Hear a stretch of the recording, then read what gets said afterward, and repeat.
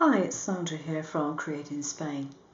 Right, you may be wondering why I've got this piece of what looks like white paper in front of me.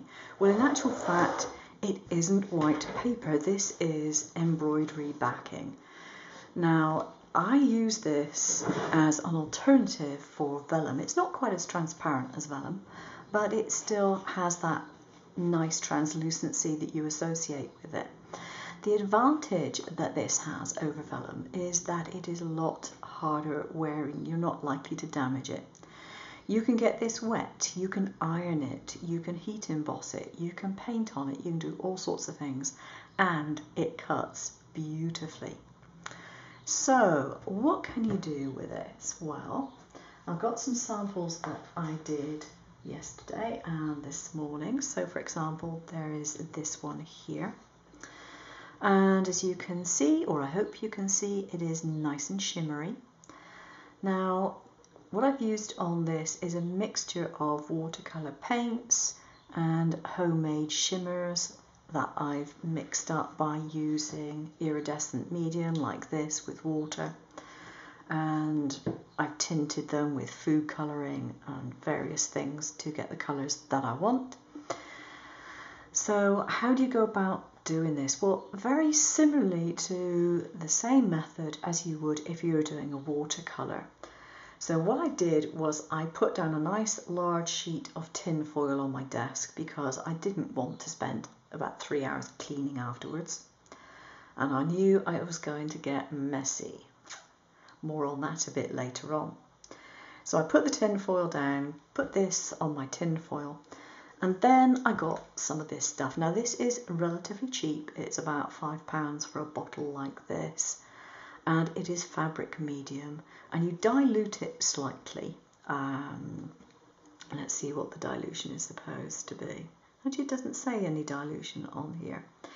Oh, mix the medium with the paint in equal quantities. There we go. So I was using about a 50-50 mix. So obviously I was doing something right. And I just put it in a little plastic cup and then I started playing with colour.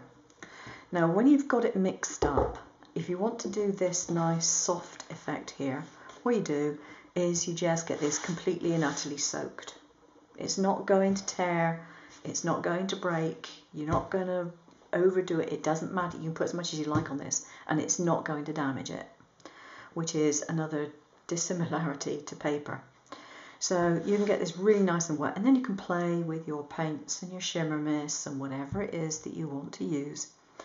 And the beauty of the fabric medium is that once you've actually done that and this is dried and it's been allowed to set for 24 hours, it's locked in there. It's not going anywhere. So that is really nice to know. So this is, I think, the first one that I did and I've been using bits of it, which is why it's cut already. And this is another one that I did using stronger colours. And literally, if you want to just play, you can just rub it around like that with your hand and move the colours around. If you're using strong colours, do use some gloves. I have latex gloves that I keep in my craft room and I use those. So now I have some things to show you that I've cut out.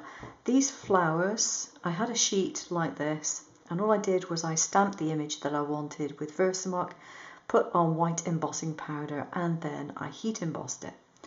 And so I've got lots of these nice delicate flowers that have already got variations in colour and they've got some sparkle on them as well. So that's good fun. Iridescent medium can be used if you want some sparkle. You can dilute that into the fabric medium and use that.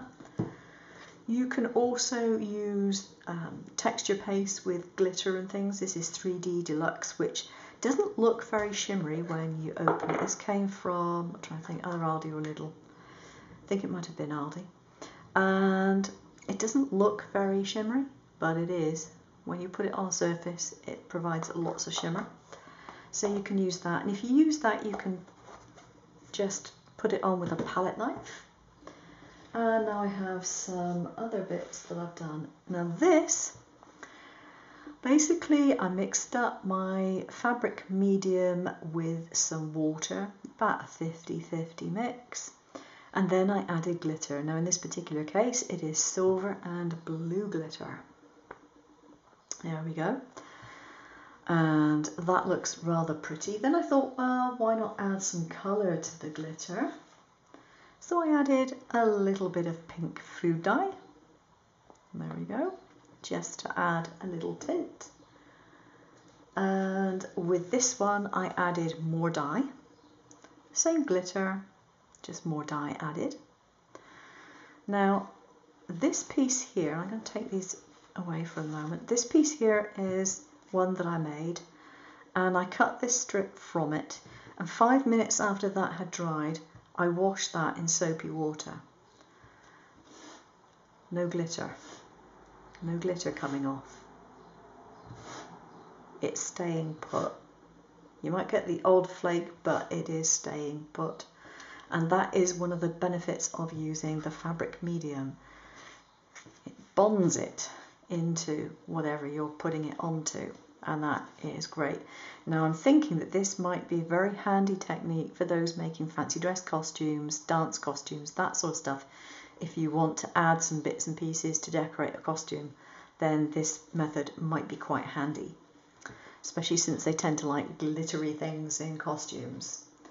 And then I have two others that are definitely rather glitzy. Look at this. In this particular case I added black food colouring, and there is silver, blue and gold glitter, I think, in that one. Now when it comes to adding this amount of glitter, unless you have a very old brush that you don't mind wrecking, I wouldn't recommend using a brush to put it on, simply because you're going to get glitter left in your brush. Chance of getting all the glitter out of your brush is pretty remote. But all I did was I used a pair of latex gloves, and I just went like that, and within a few seconds I have my coverage. And the advantage of this particular method is that you can choose how much or how little glitter you use, and the colour combinations, because you can always mix what you have.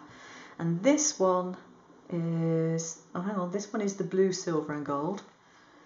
And this one is, I think that's just blue and gold. So yes, two very, very glimmery, shimmery pieces of, well, embroidery backing. So the glitter that I used was not a fine glitter, it was this sort of stuff which is pretty chunky, and it was $2.50 for a jar. This would do quite a lot, and I just keep a spoon in it. You can see it's not overly fine as glitters go, and I think this will be great to use as accents on cards, to cut out various shapes if you want to add a little bit of punch, or indeed for backgrounds or cutting out ribbons of various lengths to provide accents. It is cheap, it is easy to do, and it's great fun. And I'm sure that if you could manage to find some gloves for children to do this, they'd have a whale of a time during the holidays. Okay, thanks for watching. Take care now. Bye bye.